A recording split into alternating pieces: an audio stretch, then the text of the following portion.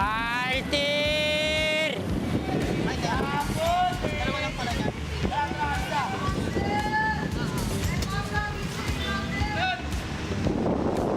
Boses ang karaniwang puhunan ng mga barker. Pero dito sa Bacoor, Cavite, kilalanin natin ang tahimik na gumagabay sa mga pasahero, ang peeping barker na si Alfred.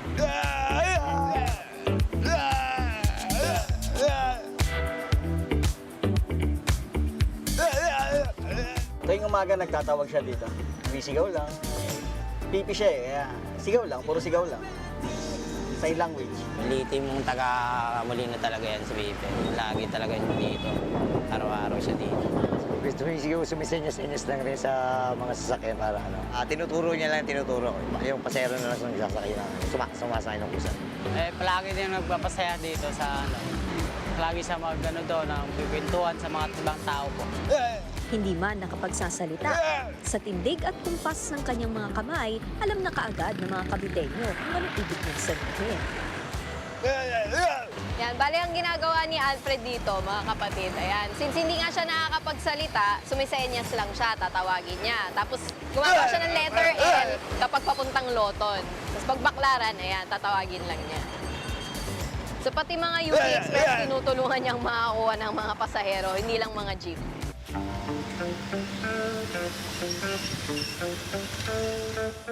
Dahil isang person with disability o PWD siya, kasama palagi ni Alfred ang lola niyang si Nanay Tarsi. Yung pinanganak yan, pagdating ng 3 buwan, akong Pine Hospital yan. Ay, nung pagpunta ko, ito na lang ang tumitibok sa kanya. Talagang ibibigay na niya yung sarili niya. Ngayon, ang ginawa ko, kinuha ko. Hindi siya napipiyan kung hindi napabayaan ng ina. Kasi sabi niyo nga po, pinanganak siya ng normal. Kailan niyo po na-realize na hindi na ito makakapagsalita? 4 years.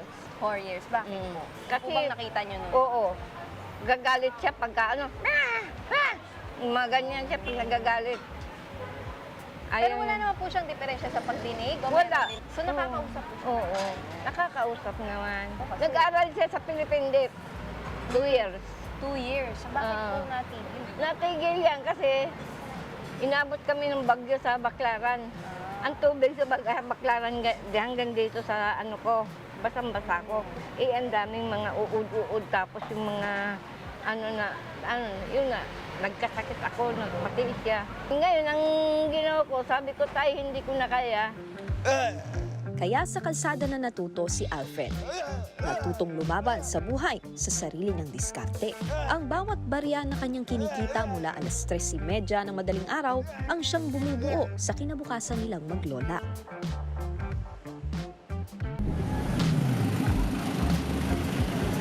Musmus pa lang sa kalsada na raw nakahiligang tumambay ni Alfred. 28 years old na po siya. Kailan po siya nagsimulang mag-barker? Kailan po niya naisip yun?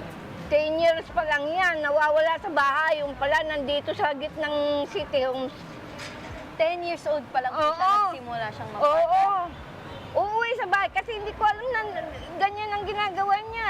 Uuwi sa bahay, pakikitaan ako ng pera. Minsan 300. Kaya sabi ko nga sa kanya, baka ikaw ako nagnanakaw ah. Sabi niya hindi. Paano niyo po nalaman na yan pala ang ginagawa niya? Sinundan niyo po ba? Pagising niya sa umaga, mga 3:30 gigising yan. 3:30 Madaling araw. AM? Oo. Madaling araw, tapos maliligo yan. Pag nakatapos magligo yan, magbibihis yan. Tapos pagka nakabihis na siya, gigisingin ako.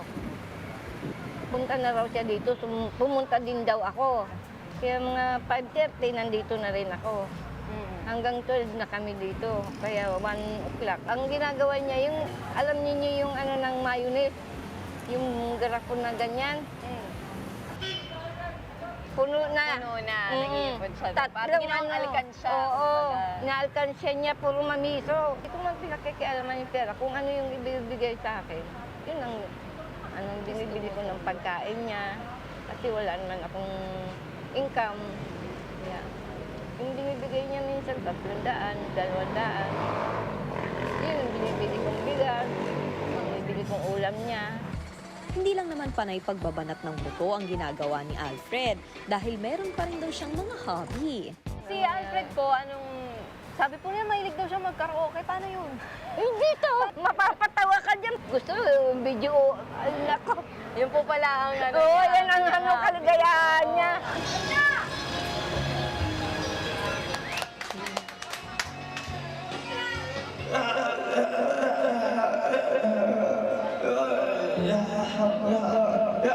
May kasamang dalangin ang kanyang lola sa bawat hinuhulog na barya ni Alfred sa lumang garapon ng mayonnaise.